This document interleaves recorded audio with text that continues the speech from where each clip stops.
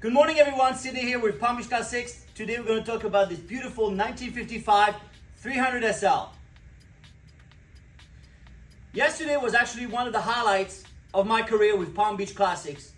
We picked up this car that has been in storage for over 40 years. It really started in 1952 when they raced the 300 SL. SL stands for Superlight, in case you did not know. The 300 SL actually was fitted with carburetors. It's not until 1953 that it got fitted with fuel injection. The 300 SL Gullwing is actually only a 182.8 cubic inch straight six engine, featured with a 4-speed manual transmission. Back in 1952, we have to remember the 300 SL was used as a race car. Very light car, just roughly about 3,300 pounds.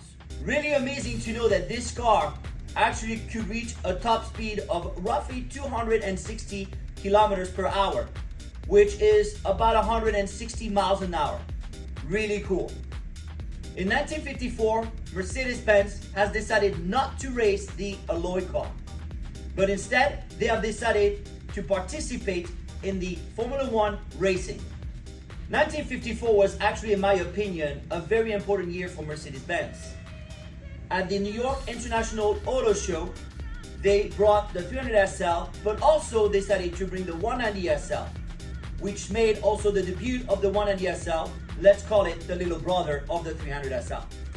Truly, we have to say thank you to Max Hoffman, who saw the future of the 300 SL for the US market. The cost of the 300 SL back in 1954 was $6,820 US, the equivalent of 29,000 Deutschmark.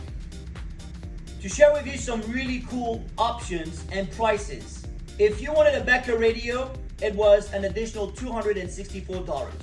If you decided that your car needed competition springs, only $88 for the springs. If you wanted to have front competition shocks, an additional $41. For an additional $73, you can also have competition camshaft.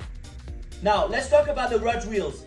An additional $350 US will get you a set of Rudge wheels for this car. The 300 SL is a tubular frame with a steel body.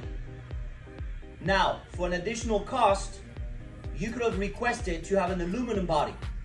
But unfortunately, it is extremely rare today to find one, as they have only produced 29 of them. The standard interior on the 300 SL came in the tartan interior or fabric, or known as the checkered pattern. Most clients, when they ordered their 300 SL, they actually went ahead and ordered the interior in leather. A cool feature on the 300 SL is the steering wheel that actually tilts 90 degrees down for easy entrance. Another cool option and feature for the 300 SL was the fitted luggage. For roughly about $85, you could have a set of luggage for the 300 SL. The engine designation for that car is the M198. It is a water-cooled engine, overhead cam straight six, as I mentioned earlier. The 300 SL actually bore the 2 valves per cylinder from the M186 engine of the 300 Adenauer 4-door sedan, which is actually one of my favorite vehicles.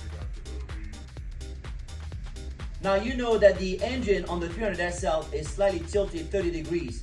This will allow a larger intake and exhaust.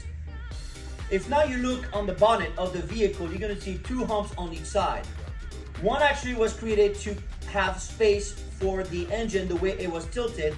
The other served actually no purpose. It was just basically cosmetics. Did you know that in 1955, that Studebaker Packard Corporation actually took the distribution of the 300 SL? The production in 1954 was 166 units. In 1955, they built 856 300 SL Gullwing. In 1956, 308 300 SL Gullwing were actually built.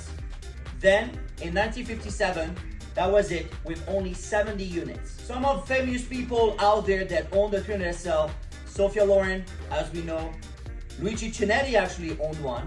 Also, Ralph Lauren had one. Paul Newman, to name a few. On August 25th, 2023, it's when we went to pick up the 1955 300SL Gullwing. Talking to the owner, he has had the car sitting for over 40 years. We pushed it outside. It was truly amazing. Right there, we had a flatbed ready to go and load the vehicle going to Palm Beach Classics. Driving alongside to it on I-95 was amazing. Once we arrived at the showroom to unload the car was truly pure joy. The car is very original overall. DB50, white with red interior. Interior is very nice. Engine is matching numbers, and this is a very early 1955 production car.